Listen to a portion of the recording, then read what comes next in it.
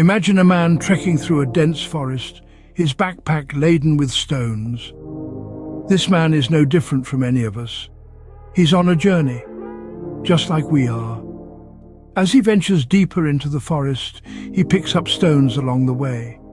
Each stone represents something from his past, a regret, a mistake, a burden. They are heavy, they weigh him down, but he sees them as part of his journey, part of who he is. He thinks that by carrying these stones, these pieces of his past, he's being true to himself. He believes he is honoring his journey. But what he doesn't realize is that these stones, these burdens from his past, are slowing him down. They're making his journey more difficult, more strenuous.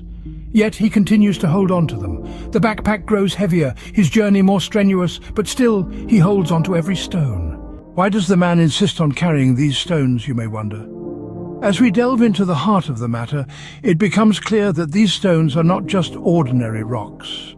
They represent the weight of our past, the mistakes we've made, the regrets we harbor, the missed opportunities we mourn.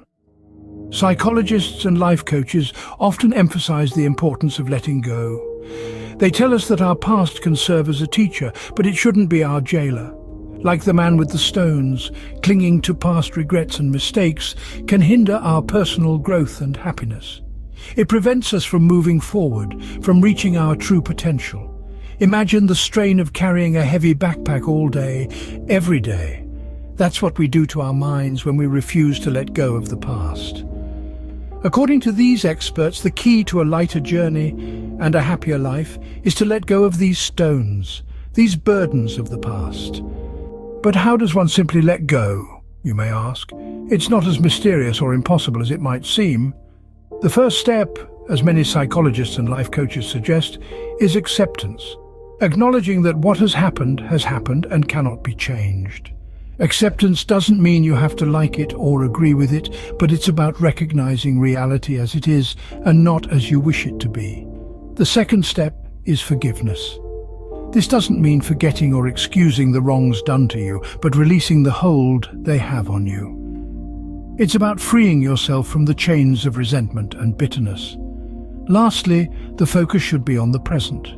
Remember, the past is a place of reference, not a place of residence. Imagine our character's journey, how much lighter and easier it would be if he could just drop those heavy stones. It's not about forgetting the past, but rather learning and growing from it. So imagine if the man decides to drop the stones. Suddenly our protagonist's journey transforms from an arduous trek to a leisurely stroll. Each stone he releases is a burden lifted, a past mistake forgiven, a regret forgotten. No longer does he trudge. He strides with newfound lightness. His path, once a grim struggle, now blooms with possibilities. As he discards each stone, his journey becomes increasingly enjoyable. The once daunting hills are now mere bumps, easily overcome with a spring in his step. His focus shifts from the ground beneath his feet to the horizon stretching out before him. His laughter rings out, a joyful song replacing the weary sighs of old. This is the power of moving on. It's not about forgetting, it's about accepting. It's about realizing that dwelling in the past only weighs us down, and that our true potential lies in the journey forward. As the famous author C. Joy Bell C. once said, "You can't reach for anything new if your hands are still full of yesterday's junk." So let's drop the stones and move forward.